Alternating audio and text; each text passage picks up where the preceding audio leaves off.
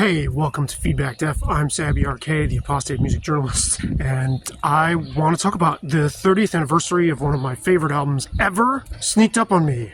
June 21st, 1994, Helmet released their album Betty.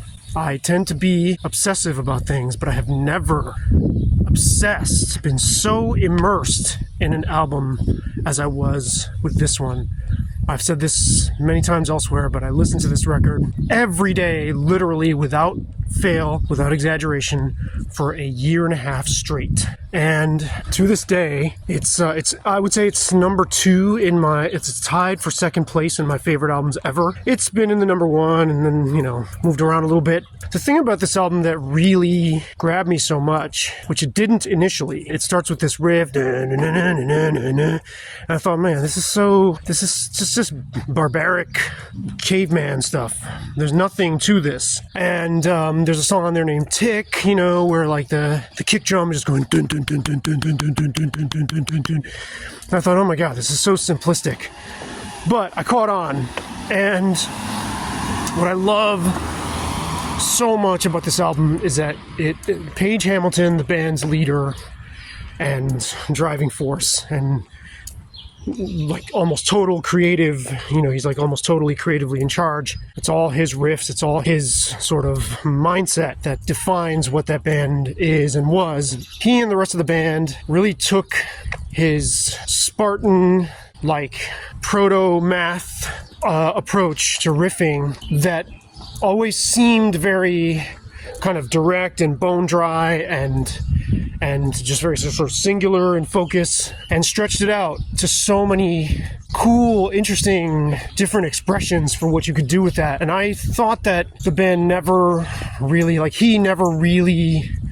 went further than that. They reeled it back in. There's a few examples where they've kind of retained that exploratory spirit, but overall this is their by far most adventurous, most experimental, most out there record. And I love how like flexible some of those riffs become. It's the only album with Rob Echeverria on second guitar, and everything comes together. I should say also that their founding drummer, who plays on their first four records, John Stanier, is a huge part of their whole thing. And some of the underpinning rhythms and the sort of rhythms on rhythms, which have always been a part of, had always been a part of what they did, but that really comes to like full fruition on this record. I mean, I love everything about it. The tones, my God.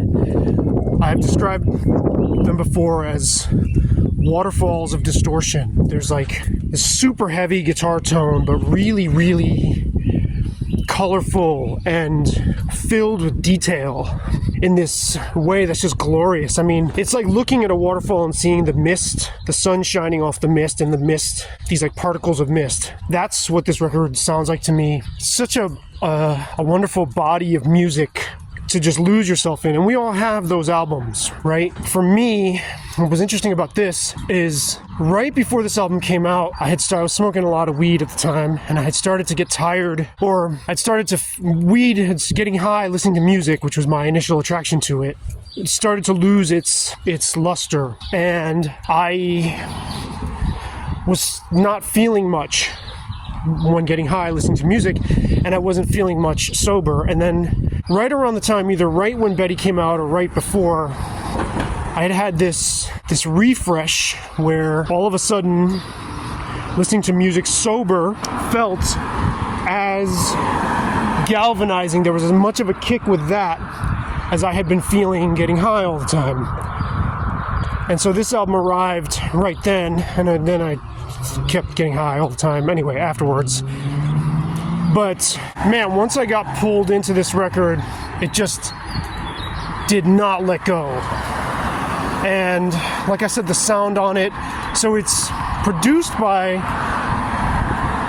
what was then, he was at the time a hip-hop producer. This was his first rock album. He had worked with Cypress Hill, and then he had worked with Helmet and House of Pain together on their collaboration Just Another Victim on the Judgment Night soundtrack. So they were like, yeah, let's keep going with that. He went on to work with other rock bands, 311, Korn.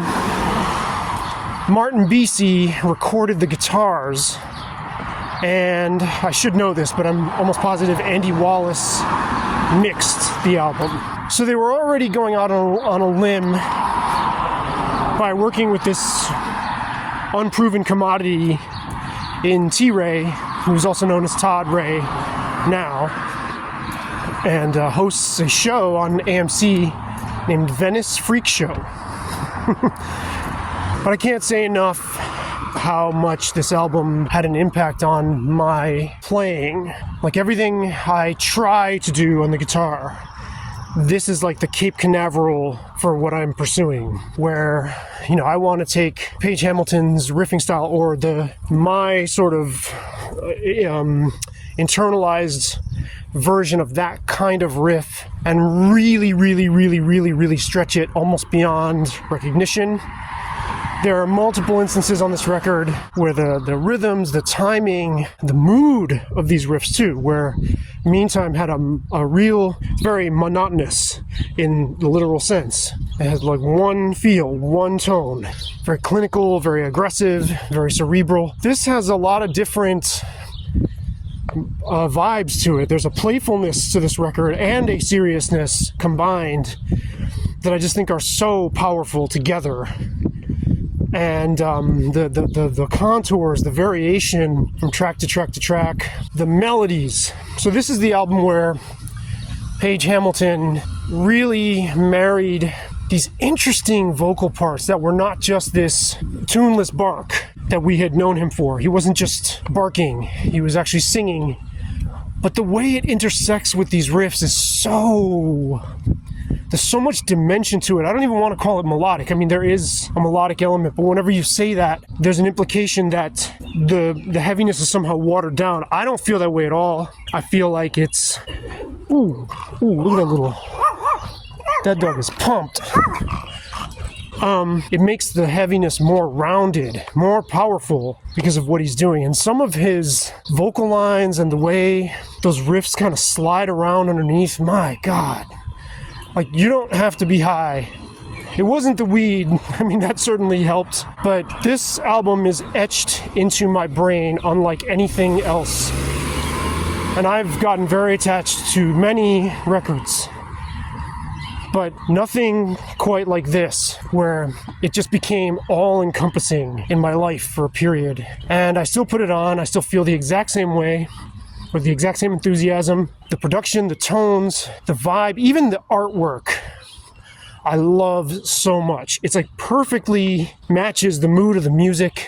Those sort of like pastel filters that they put on those pictures of like what Hamilton described as pleasantly eerie, like suburban kind of scene. Man, the whole package just comes together in this beautiful way. That inside panel of the lady water skiing, if I could get a poster-sized print of that, I would frame that and put that in my house. So those are my thoughts. To me, it is the pinnacle of this band that has had such a huge influence on me. It is, for me, their absolute peak.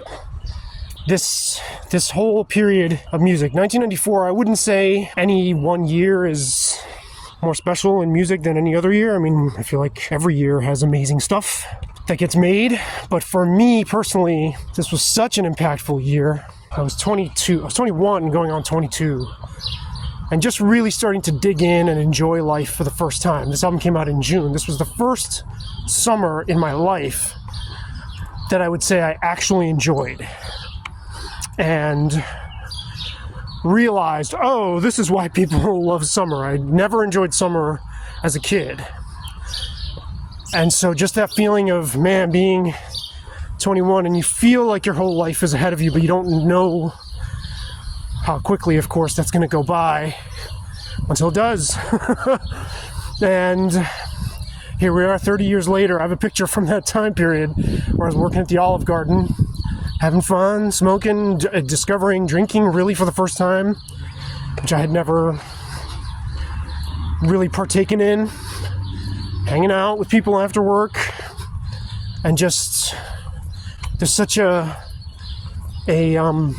feeling of life being your oyster, you know? So I'll always associate that with this music as well. And really also starting to expand my listening into like jazz and stuff like that too, right around the same time. So everything just opening up. And listening to this on Brainwash Repetition. Wow. 30 years of this album being such a major part of my life. Shout out to Scott Morrow, because I completely forgot about this anniversary. Scott Morrow, former editor at Alarm magazine, who now is about to unveil his own music project named Plutocracy Planet, long awaited, long in the making. Shout out to Scott. But he posted about this and I was like, whoa, I completely forgot. I've slept on a few other anniversaries and didn't do anything, so I really wanted to say something about this and post it. Would love to hear what you have to say about this record. What does it mean to you? When did you first hear it? Let me know what you think. For Feedback Def, I'm Sabby RK with a lot of street noise. Walking, loving life, 30 years later. I guess it's our time.